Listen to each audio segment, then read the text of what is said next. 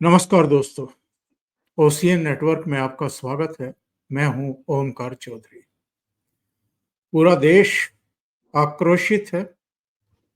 Social media मंचों पर भी हमारे वीडियोस के कमेंट बॉक्स में भी जिस तरह की प्रतिक्रियाएं लोगों की देखने को मिल रही हैं और पहलगाम में जो नरसंहार हुआ, उसके जो विक्टिम हैं, जो मारे गए हैं और जो परिवार वहां पर उनके साथ थे, वो जैसे जैसे अपने गंतव्यों पर पहुंच रहे हैं डेड बॉडी के साथ, वहां का मंजर देख करके कलेजा मुंह को आ रहा है। जो रुदन है, जो अ, दृश्य दिखाई दे रहे हैं, वो वाकई हमें करगिल के दिनों की याद जो है वो ताजा करा देता है, जब तिरंगे में लिपट करके ताबूत जो है वो जगह जगह जा रहे थे, बहुत सम्मान के साथ भेजे गए थे अटल जी की सरकार के द्वारा। लेकिन जितना काम जम्मू कश्मीर में हुआ है 370 और 35 से हटाने के बाद, विकास के मोर्चे पर ले लीजिए, शांति कायम करने के मोर्चे पर ले लीजिए, जिस तरह की बातें होती थी, जिस तरह से फॉरेन फंडिंग होती थी और जिस तरह की शैतानियां एक्चुअल में कराई जा रही थी, पत्थरबाजी और तमाम दूसरी चीजें, उन पर बहुत हद तक अंकुश पा लिया गया था। इनके टॉप के कमांडर मारे गए, बहुत सारे आतंकवादी मारे गए। लेकिन इस घटना ने फिर साबित किया है कि आप अगर जरा सा भी, तनिक भी आप ओवर कॉन्फिडेंट हुए या जरा भी अगर आपने लापरवाही दिखाई, तो आप इस तरह की हरकत के लिए बिल्कुल तैयार रहिए। और वो जरा सा भी अगर ल्यूप होल्स कहीं है, बस वो उसी का इंतजार कर रहे हैं। लेकिन कल शाम सीसीएस की बैठक के बाद जो ब्रीफिंग हुई है, खुद विदेश सचिव मिस्री साहब आए, उन्होंने ऐलान किए हैं, पाकिस्तान पर कुछ पाबंदियां आयद की हैं। और आज प्रधानमंत्री नरेंद्र मोदी बिहार में थे, वहां से उन्होंने साफ साफ कह दिया है कि ये भारत की आत्मा पर हमला हुआ है और हम ऐसा जवाब देंगे, इनकी पीढ़ियां याद रखेंगी। और जो इनकी बची खुची जमीन है उसको हम मिट्टी में मिला देंगे। केवल जो इस घटना के गुनहगार हैं, केवल उनको पनिश नहीं करेंगे, इनके जो आका हैं, जो साजिश करता हैं, उनको भी नहीं छोड़ेंगे। मेरे साथ आज बहुत ही खास मेहमान जुड़ रहे हैं। जम्मू कश्मीर पुलिस को सर्व किया है, बल्कि मैं कहूँगा कि देश को सर्व किया है। और करीब 2 साल तक उनको सर्वोच्च पद पर रहने का, सेवा करने का अवसर मिला है। Farmer DGP Jammu Kashmir SP Paul साहब, एसपी वैद साहब। तो वैद साहब को जोड़ लेते हैं और उसके बाद चर्चा को आगे बढ़ाते हैं। वैद साहब, बहुत स्वागत है आपका। नमस्कार। नमस्कार। नमस्कार। वैद साहब, सबसे पहले तो मैं ये जानना चाहता हूं कि जो स्टेप अभी उठाए गए हैं, शुरुआती अगर संकेत और संदेश देना चाहते हैं तो वो ठीक है, संतोषजनक है, या अभी और बहुत कुछ करना है, जिसके संकेत प्रधानमंत्री ने दे दिए हैं? यानी ये कुछ इकोनॉमिक और दूसरे राजनयिक जो शुरुआती स्टेप होते हैं वो उठाए गए हैं। अभी पाकिस्तान को या सेना प्रमुख मुनीर को पनिश करने के लिए जो स्टेप लेने हैं, उनका तो कभी ना ऐलान होता है और ना ही वो पब्लिक को बताया जाता है। लेकिन जिस तरीके से बिहार में उन्होंने पहले हिंदी में बोला और फिर पूरी दुनिया को मैसेज देने के लिए अंग्रेजी में उन्होंने ये बताया कि हम इनको छोड़ेंगे नहीं, उसके बहुत बड़े संकेत हैं। और जो स्टेप लिए गए हैं उनसे आप संतुष्ट हैं? ओंकार जी, कल रात को मैं फॉरेन सेक्रेटरी मिश्री जी की प्रेस कॉन्फ्रेंस सुन रहा था, जो immediately cabinet committee on security की मीटिंग के बाद की गई, और उसमें बहुत अहम फैसले लिए। मैं समझता हूँ ये भी बहुत इम्पोर्टेंट फैसले हैं। इसमें डिप्लोमेटिक और इकोनॉमिक इम्पैक्ट रहेगा। इन 5 जो बिंदु उन्होंने बताए फैसले जो सीसीएस ने लिए प्राइम मिनिस्टर मोदी जी की सदारत में, उसमें सबसे अहम था जो इंडस वाटर ट्रेटी है, उसको अवेयंस में रखना। वो मैं समझता हूँ वो बहुत उसका इम्पैक्ट रहेगा, लेकिन उसमें टाइम लगता है। वो इमीडिएटली इम्पैक्ट नहीं दिखाएगा, लेकिन ये पाकिस्तान को काफ़ी हद तक चोक करेगा। इकोनॉमिकली अ, आप देखिए उनका ऑलरेडी खाने के लाले पड़े हैं, अब पानी के लाले पड़ेंगे और इससे इरिगेशन इफ़ेक्ट होगी, इससे उनका पावर जनरेशन पे इम्पैक्ट पड़ेगा, उनकी एग्रीकल्चर आप जानते हैं ज़्यादातर उनका पंजाब और सिंध का इलाका जो है वो ये इरिगेशन से ज़्यादातर पानी उधर ही यूज़ किया जाता है। ना कि केपीके के इलाके में या जो बलूचिस्तान है। तो उस पे इम्पैक्ट पड़ेगा, तो उसका असर डायरेक्टली वहाँ के फार्मर्स पर, वहाँ के लोगों पर, वहाँ के खाने पर, वहाँ की आर्मी उससे लिंक्ड है, इन सब पर असर पड़ेगा। ये बहुत अहम फैसला है और पाकिस्तान को चोक करने में ये आने वाले वक़्त में असर दिखाएगा। दूसरे तो डिप्लोमैटिक स्टेप्स हैं, वो मैं समझता हूँ वो जब भी किसी देश के साथ इस तरह की डिफरेंसेस होते हैं, तो वो ये ऐसे कदम उठाने ज़रूरी भी होते हैं। सबसे उसमें अहम है जो अटारी बॉर्डर को बंद कर दिया गया। पहले ही पाकिस्तान जब हमने 370 हटाया था, तो हाई कमिश्नर दोनों दोनों देशों से विथड्रॉ कर लिए गए थे। हमने भी विथड्रॉ किया था, उन्होंने भी अपना हाई कमिश्नर यहाँ से विथड्रॉ किया था। तो अब जो स्टाफ पहले शायद 110 होता था, उसको 55 किया था। अब उसको और प्रून कर दिया, 30 ही नंबर उसमें रखा, बाकी 25 से उसको और कम कर दिया।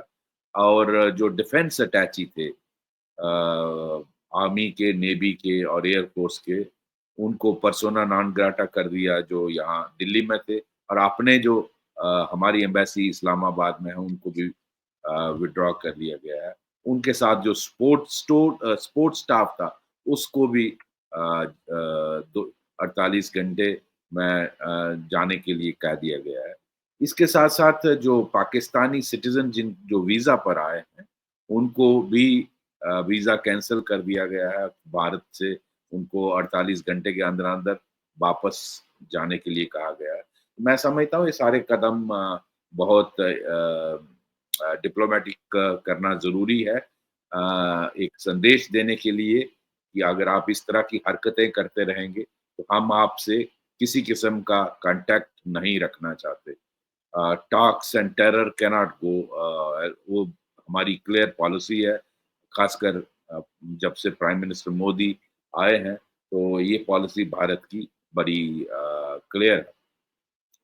यहाँ तक आपका जो कहना है कि क्या यही कदम उठाए जाएँगे? मुझे नहीं लगता और उसका संकेत जैसे आप खुद कह रहे हैं, आज प्राइम मिनिस्टर ने अपनी स्पीच में बिहार में शायद वो स्पीच दी है। जी। उसमें काफ़ी मैं समझता हूँ समझने वाले के लिए इशारा काफ़ी होता है।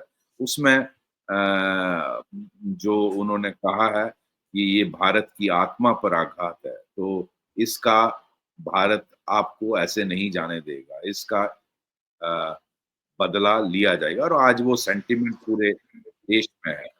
बहुत सारे पहलू हैं इसमें मैं चाहूँगा कि हम मीडिया में उसको इलैबोरेट नहीं करें बट येस अपने दर्शकों के साथ इतना ज़रूर कर सकते हैं कि वहाँ प्राइम मिनिस्टर ने की उसकी सीसीएस की जो मीटिंग चल रही थी, उसके बाद कुछ देर के बाद डिफेंस मिनिस्टर वहाँ रुके, वहाँ जो बाकी उनके हमारे शायद सर्विस चीफ्स थे, उनसे भी बातचीत प्राइम मिनिस्टर कर रहे हैं।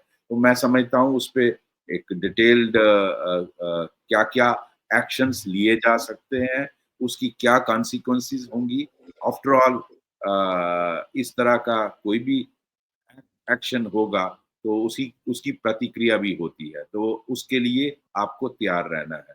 तो मैं समझता हूँ इन सारे पहलुओं पर उसकी इंटरनेशनल रैमिफिकेशन क्या होगी, तो ज़रूरी है आपको एक्सटर्नल अफेयर मिनिस्ट्री की इन्वॉल्वमेंट हो जाती है। इस तरह के एक्शन में फाइनेंस इन्वॉल्व होता है, तो फाइनेंस मिनिस्ट्री की इन्वॉल्वमेंट हो जाती है।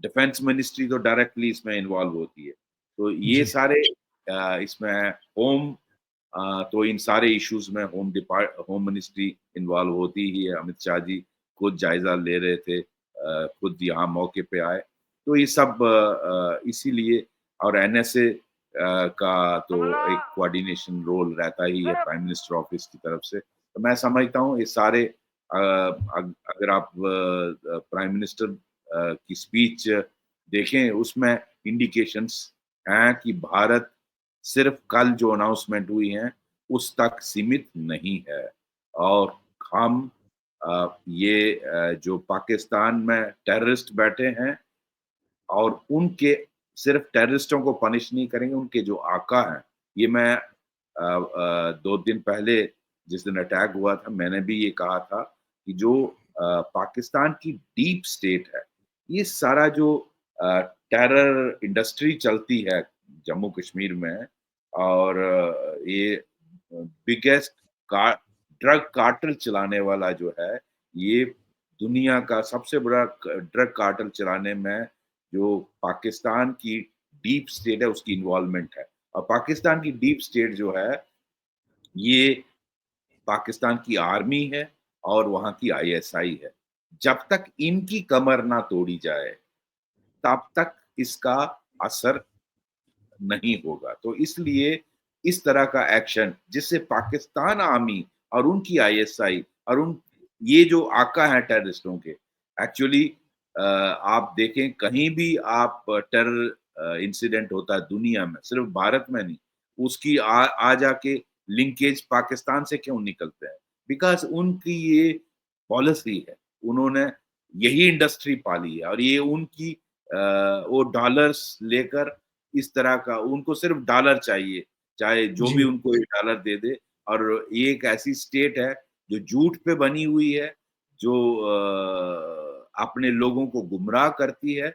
आज उनके मैं इस इंसिडेंट के बारे में कहूँगा, ये जो वहाँ के आसिम मुनीर जो उनके आर्मी चीफ हैं, उन्होंने 4 दिन पहले ये स्पीच दी, जो वायरल हुई सारे सोशल मीडिया में। ये कोई कोइंसिडेंस नहीं है कि उसके 3-4 दिन के बाद इस तरह का हमला होता है। उसमें आपने देखा किस तरह की वो रेडिकल आइडियोलॉजी उगल रहे थे, ज़हर उगल रहे थे और बिल्कुल, टू बिल्कुल। पूरी और ये कश्मीर हमारा जगुलर वेन है। और ये भी कोई कोइंसिडेंस नहीं है कि इसी एस्टेब्लिशमेंट ने हमास के लीडर को एक टेररिस्ट लीडर को लाया और उनको पीओके में एलईटी और जैश के टेररिस्टों के साथ इंटरैक्ट कराया। मुझे तब से ही घंटी बजी थी कि कुछ बड़ा प्लान कर रहे हैं ये हमास। उसके फुटप्रिंट्स आप देखें परसों वाले इंसिडेंट में। उन उसी तरह कैमरे कैमरे लगे हुए थे ये इनके जो टेररिस्ट थे इनके वेपन्स पर उसको रिकॉर्ड किया गया और उसको वीडियो उसकी रिलीज की गई।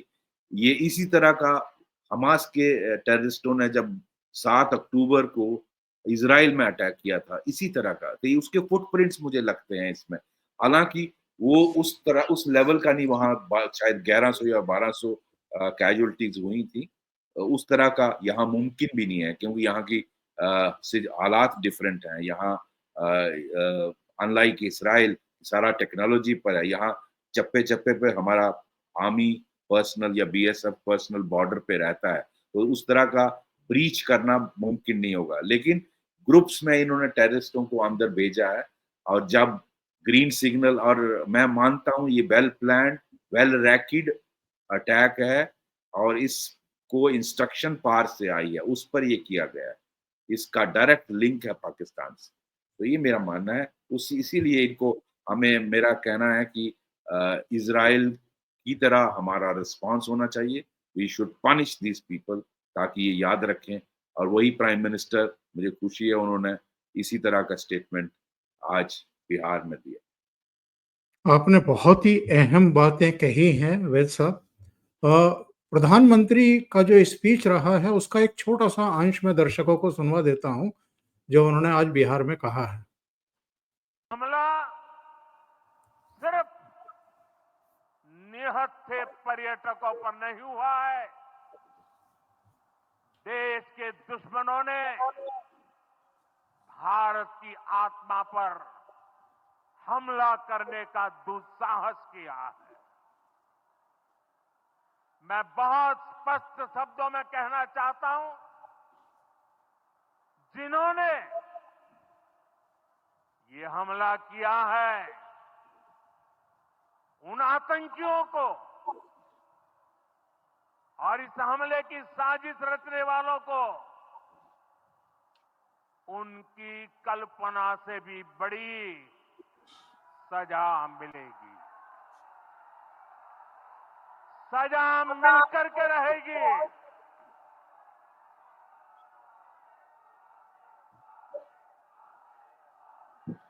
अब आतंकियों की बची खुची जमीन को भी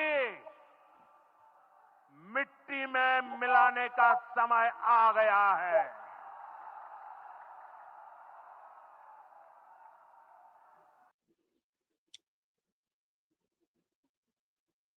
वैसा ये जो प्रधानमंत्री के तेवर और अभी मैं डेवलपमेंट देख रहा था, जानकारी मिल रही है कि गृह मंत्री अमित शाह और विदेश मंत्री एस जयशंकर इस समय राष्ट्रपति से मुलाकात करने के लिए पहुंचे हैं।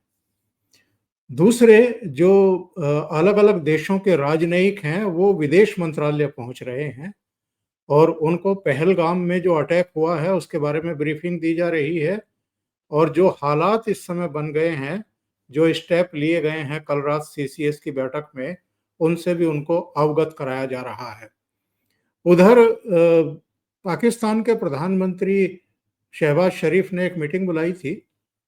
उसमें डिफेंस मिनिस्टर भी थे, उसमें सेना प्रमुख आसिम मुनीर भी थे और जो वहाँ से सूचना मिल रही है, उन्होंने नदी का पानी रोकने को युद्ध करार दिया है।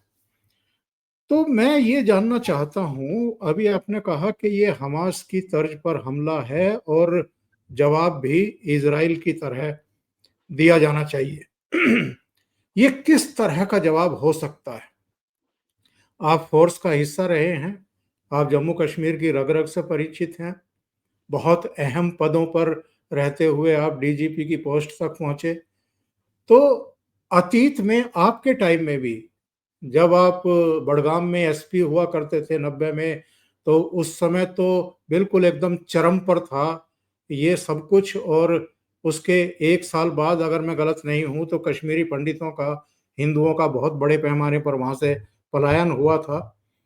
तो इन सारी स्थितियों, परिस्थितियों में अब हम कह सकते हैं कि बस बहुत हो गया और जो एक बात कही जाती है कि अगर पीओजे के गिलगिट-बाल्टिस्तान को लेना है तो ये सही समय है ताकि इसका जो झंझट है ये खत्म ही कर दिया जाए।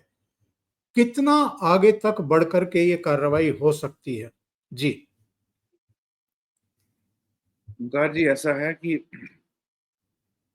अगर आपको याद हो जब कारगिल वार हुई तो पहल पाकिस्तान ने की थी और ये हमारी टेरिटरी में अंदर आए।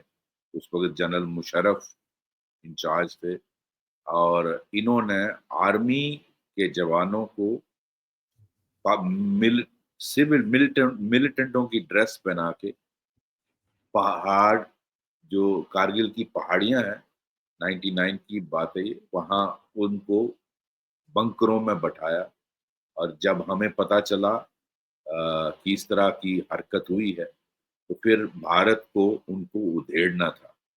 उस वक़्त वाजपेयी जी हमारे प्राइम मिनिस्टर थे और जनरल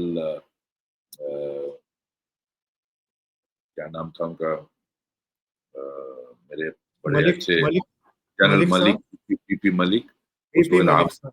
आर्मी जी। चीफ थे और एयरफोर्स ने उस वक़्त के एयरफोर्स चीफ मुझे नाम नहीं याद आ रहा, उन्होंने मिलके और आर्मी ने हाइट्स पे अ, ज जाकर बोफोर्स गन यूज़ की, एयरफोर्स को यूज़ किया और इन बंकरों को उड़ाया और पाकिस्तान फ़ौज को उधेड़ा, जो बहुत स्ट्रैटेजिक हाइट्स पे बैठे थे और हमें बहुत कैजुअल्टी लेनी पड़ी। मुझे अब एग्ज़ैक्ट नंबर याद नहीं बट 500 प्लस हमारे आर्मी की कैजुअल्टी हुई, इंडियन आर्मी की और उसमें 526 थे जी।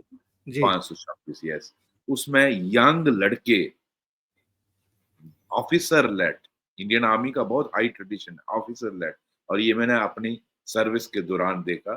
तो लेकिन उस वक़्त इंडिया ने एक फैसला किया था कि हम एलओसी क्रॉस नहीं करेंगे और उससे मैं उस वक़्त के एयर चीफ का सुन रहा था इंटरव्यू कि हमारे लिए वो कितना मुश्किल ये इम्प्लीमेंट करना था। क्योंकि जहाज़ जब जाता है तो बहुत स्पीड होती है 800 1000 किलोमीटर पर और उससे उससे ज़्यादा स्पीड होती है।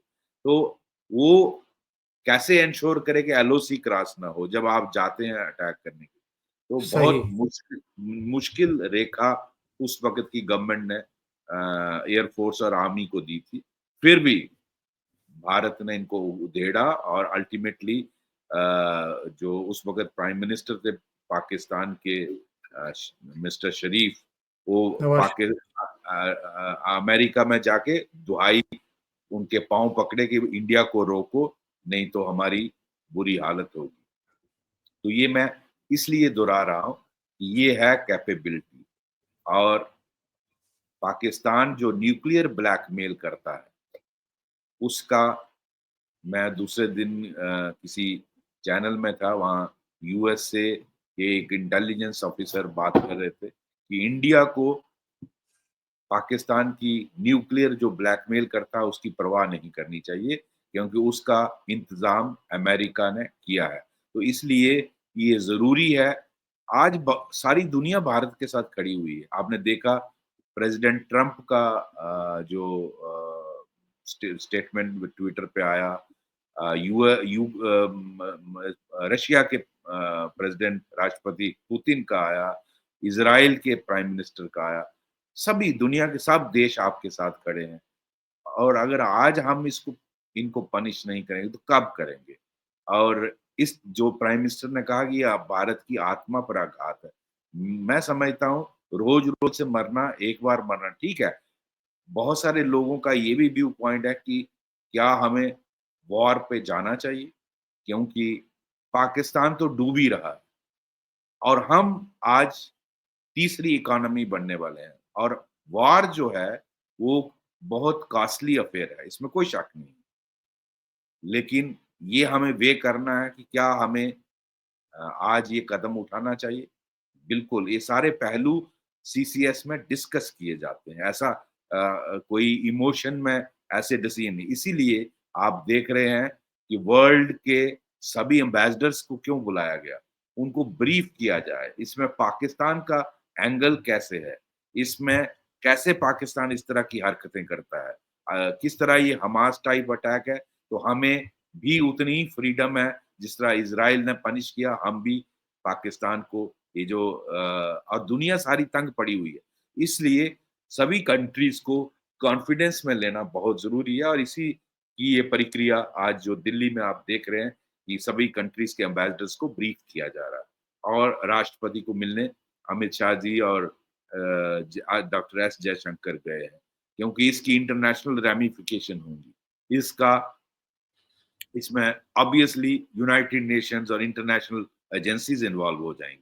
मैं समझता हूँ जो पीओके का इलाका है और गिलगित बाल्तिस्तान का, वो वैसे ही पाकिस्तान ने चोरी से लिया है। मैं इसकी थोड़ी सी आपको हिस्ट्री मैं जी जानना हाँ, जी चाहता हाँ। हूँ कि प्लीज़। किस तरह से पाकिस्तान ने ये हमसे बेसिकली ये महाराजा के जो यूनाइटेड जम्मू कश्मीर था उसका हिस्सा था। और जब आप जानते हैं कि महाराजा को वो थोड़ा बेसिकली उनमें नेहरू जी उन पर प्रेशर डाल रहे थे कि आप शेख अब्दुल्ला जी को ये हैंड ओवर करिए पावर। महाराजा न्यू कि शेख अब्दुल्ला जो है वो कश्मीर घाटी के ही लीडर हैं, लेकिन बाकी एरिया में चाहे वो गिलगित बाल्टिस्तान हो, लद्दाख हो, जो जम्मू का उर्दू बोल रहा हूँ, पहाड़ी स्पीकिंग एरिया है, जो पीओके का एरिया है, मीरपुर, कोटली, मुजफ्फराबाद। तो जी। ये सारा इलाका जो है उसमें शेख अब्दुल्ला की पॉपुलैरिटी नहीं थी, वो लीडर सारे इलाके का नहीं। तो महाराजा जानते थे, इसलिए वो नेहरू जी की बात को नहीं मान रहे थे, इसीलिए डिले हुआ जो इंस्ट्रूमेंट ऑफ एक्सेशन साइन करने में। अल्टीमेटली जब पाकिस्तान ने जबरदस्ती हथियाने के लिए रेडर्स भेजे, कवाली भेजे, तो वो आप जानते हैं उन्होंने बारामूला में मार काट की और फिर वो किस तरह से ऑलमोस्ट श्रीनगर के आउटस्कर्ट्स में पहुंच गए थे। और तब ये पैनिक हुआ कि अगर इनको नहीं रोका गया तो ये कब्जा पूरा कर लेंगे। तो इसीलिए फौरन महाराजा ने ये इंस्ट्रूमेंट ऑफ एक्सेशन साइन किया और नेहरू ने कंडीशन रखी थी कि मैं तभी आर्मी या एयरफोर्स को एक्टिवेट करूंगा भारत की अगर आप इंस्ट्रूमेंट ऑफ एक्सेशन साइन करेंगे। तभी वो साइन किया गया और फिर आप जानते हैं किस तरह से एयरफोर्स को इस्तेमाल करके इंडियन आर्मी को वहां उतारा गया, सिख रेजिमेंट थी उसको उतारा गया और फिर उन्होंने आर्मी ने इन सब को पुश बैक किया। और हिस्ट्री की बुक्स में मैंने खुद पढ़ा है कि वो पुश बैक जो है उड़ी तक, जहां तक हमारी आज लिमिट है, हमारा एरिया है, उड़ी तक इनको ले गए। और उसके बाद वहां उसके बाद वो ऑर्डर उसमें क्या हुआ कि नेहरू जी ने कहा कि यहाँ के सुप्रीम कमांडर जो है वो शेख अब्दुल्ला रहेंगे, तो army should take orders from him. Army 2 महीने वेट करती रही। शेख अब्दुल्ला नहीं चाहते थे कि ये जो पहाड़ी स्पीकिंग लोग हैं ये जम्मू कश्मीर का हिस्सा, वरना इंडियन आर्मी ने उसी वक्त पीओके को इंडिया के साथ मिला दिया था। लेकिन बिल्कुल, लेकिन बिल्कुल। वो उससे कश्मीरी माइनॉरिटी हो जाते और शेख अब्दुल्ला की हुकूमत नहीं चलती। इसलिए वो इंडियन आर्मी को आदेश नहीं दे रहे थे और 2 महीने तब तक सर्दियां पड़ गई और किस तरह से पाकिस्तान ने ये हथियाया। और वहाँ एक मेजर एक ब्राउन था जिसने गिलगित बाल्टिस्तान में धोखा देकर वहाँ के जो महाराजा का वो था उसको मार दिया। जो ब्रिगेडियर थे, मुझे अब उसके नाम याद नहीं। तो किस तरह से धोखे से ये पोर्शन लिया, मैं समझता हूँ आज भारत को ये जो धोखे से लिया हुआ इलाका है इसको लेने में कोई डिफिकल्टी नहीं आएगी, क्योंकि वहाँ पाकिस्तान आर्मी इतनी अनपॉपुलर है। आप आए दिन देखते हैं वहाँ के लोग पाकिस्तान की फौज से तंग हुए हैं। वो एलेज करते हैं कि आए दिन हमारे यंग बच्चों को, क्योंकि वहां जो भी आवाज उठाता है उसको आर्मी गायब कर देती है। उठाया घर वालों को कोई खबर नहीं। इंडिया की तरह लीगल सिस्टम नहीं है कि हबीज कार्पस हो जाएगा तो आपको पेश करना है। ऐसा वहां आप जानते हैं वहां पाकिस्तान की आर्मी का कोई अनब्रिडल्ड पावर्स हैं, कोई उसको पूछ नहीं सकता। तो कश्मीरी जो पीओके में है उनको इन्होंने पिछले कई सालों से 75 सालों से बेवकूफ बनाया था, गुमराह आजाद कश्मीर है और हमको बोलते थे ये गुलाम कश्मीर है। तो आजाद क्या है, आज सोशल मीडिया ने ये सारा बदल दिया है। सोशल मीडिया में सामने दिखता है कि वो देखते हैं कि वहां हमारे जम्मू कश्मीर में 3 एयरपोर्ट्स हैं, वहां उनके पास एक भी एयरपोर्ट नहीं है। इंटरनेशनल एयरपोर्ट, हमारे पास इंटरनेशनल एयरपोर्ट, हमारे पास 10-12 मेडिकल कॉलेज है, उनके पास एक भी नहीं है। यहाँ आईआईटी आईआईएम है, एम्स है 2, उनके पास एक ढंग का अच्छा कॉलेज या अच्छा हॉस्पिटल नहीं है। तो वो सब आपके रेलवे कनेक्टिविटी हो रही है, रोड ब्रिजेस बन रहे हैं, टनल्स हैं, तो आज आप ये चीजें छुपा नहीं सकते। तो वो वहाँ के लोग इसीलिए आए दिन आप देखते हैं सोशल मीडिया में वो डिमांड करते हैं कि हमें इंडिया से रास्ता खोला जाए। गिलगित बाल्टिस्तान के लोग चाहते हैं हमें लद्दाख से कनेक्ट किया जाए और हिस्टोरिकली ये इसी इसी से कनेक्टेड एरिया था। ये धोखे से लिया गया। तो मैं समझता हूँ आज वक्त आ गया हमारे वैसे भी हमारी असेंबली में 23 या 24 सीट्स जो हैं वो रिजर्व हैं पीओके के लिए और हमारी पार्लियामेंट में भी इसके लिए सीट्स रिजर्व है। आज वक्त आ गया पाकिस्तान को ये जो धोखे से पोर्शन लिया था इसको वापस लेना चाहिए और वैसे ही आप जानते हैं वहाँ की अंदरूनी हालात पीओके के अलावा जो केपीके में टीटीपी ने हालत पाकिस्तान आर्मी की करके रखी है 60 से 70% इलाका उनके कंट्रोल में नहीं है। आप बिल्कुल बलोचिस्तान में देखिए 70% एरिया में पाकिस्तान आर्मी बाहर निकल नहीं सकती। तो ऐसे में वो क्या लड़ेंगे? उनके पास जो टैंक है उनके इनसे पहले जो आर्मी चीफ थे वो बोल गए कि हमारे पास गोले नहीं है, पैसे नहीं है उसके लिए। हमारे पास टैंक चलाने के लिए पेट्रोल नहीं है। तो आप क्या लड़िएगा? आप कहाँ किस पर धमकी दे रहे हो?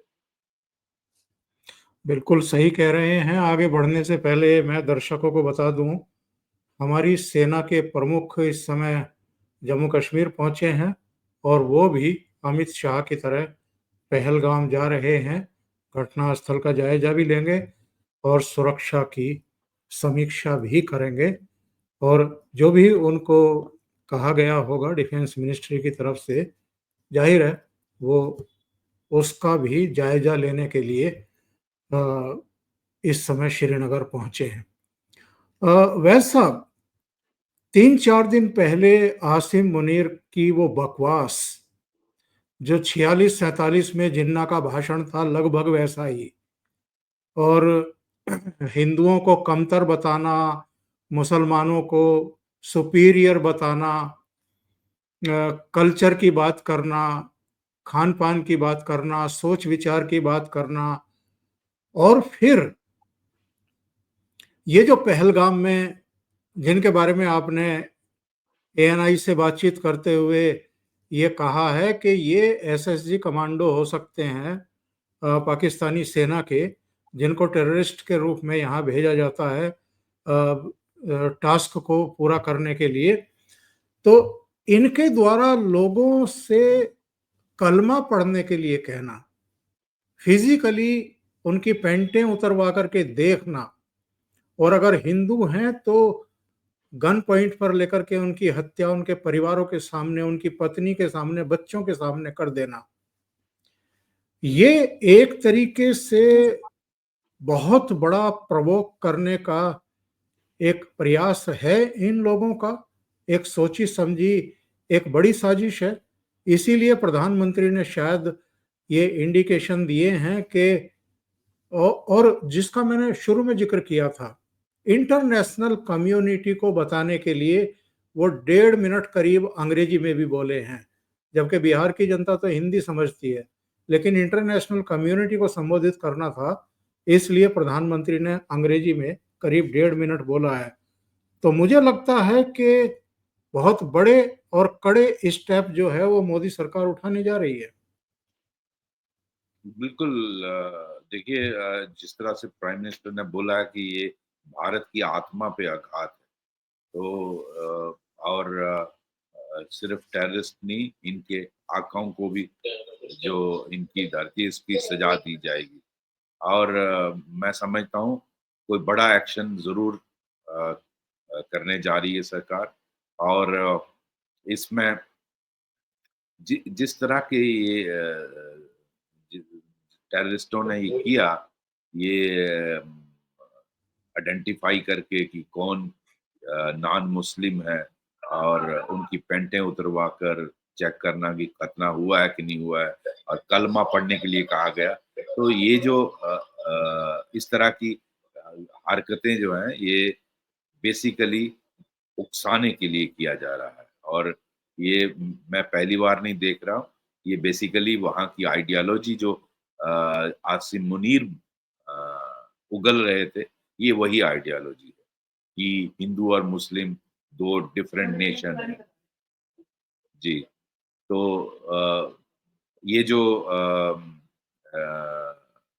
वहाँ है, वहाँ इस तरह की जो आइडियोलॉजी है वही प्रीच की जाती है, और यही आइडियोलॉजी का ये असर है कि इस तरह का हम अटैक देखते हैं।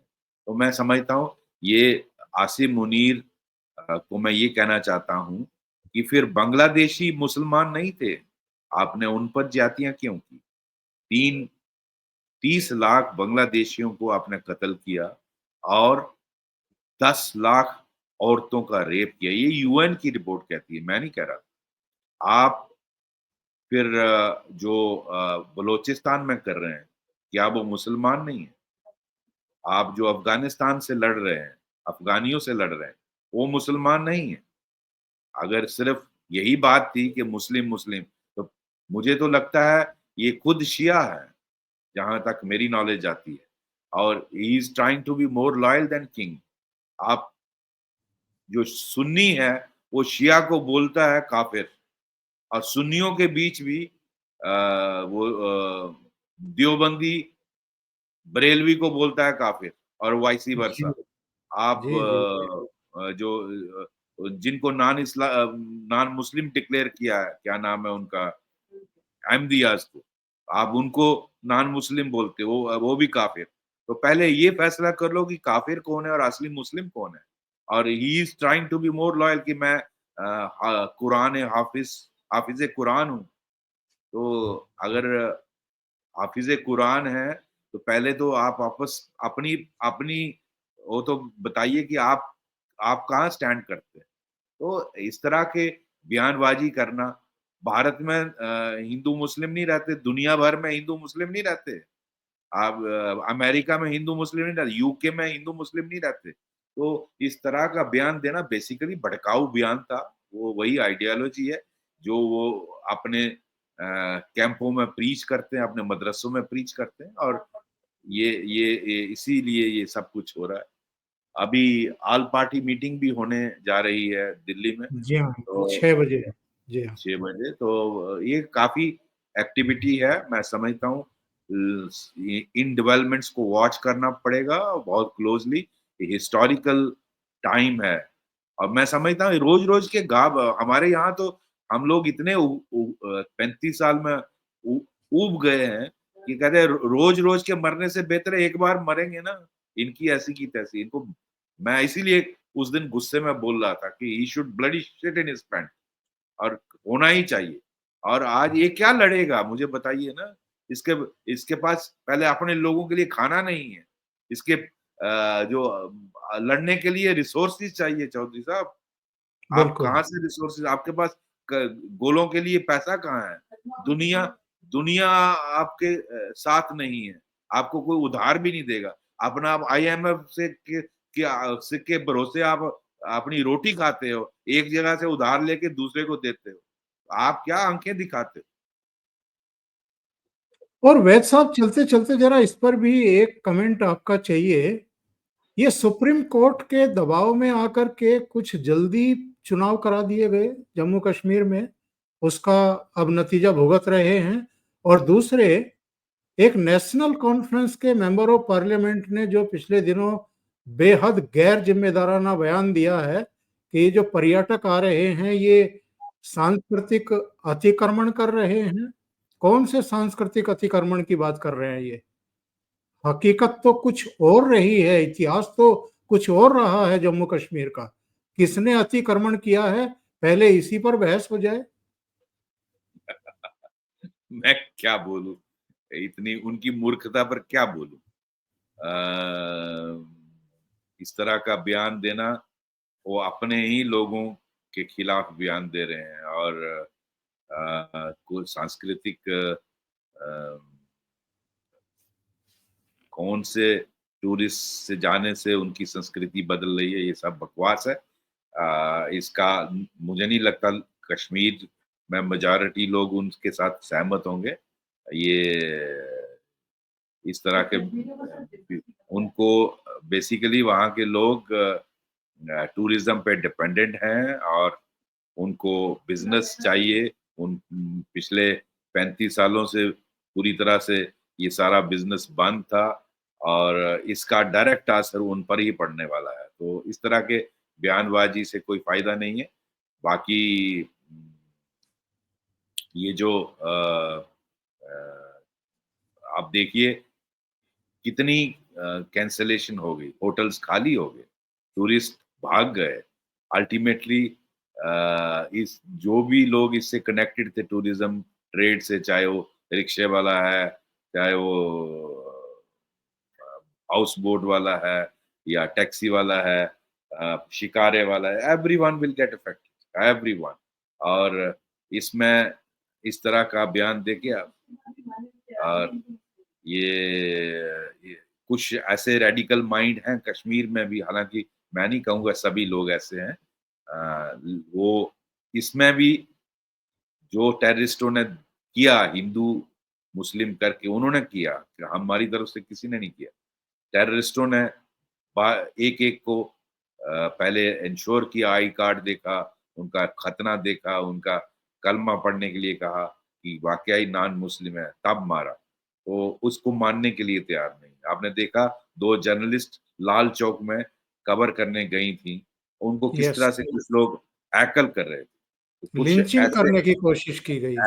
ऐसे एलिमेंट कश्मीर में हैं। मैं अपने देशवासियों को बताना चाहता हूँ कि ये इन चीजों पर आंखें नहीं बंद की जा सकती। ऐसे लोग हैं जो आज भी इस तरह की आइडियोलॉजी रखते हैं। बहुत बहुत धन्यवाद सुरेश पॉल वैद साहब, आपने इतना समय निकाला और चैनल को बहुत ही महत्वपूर्ण जानकारियां दी। Thank you so much sir.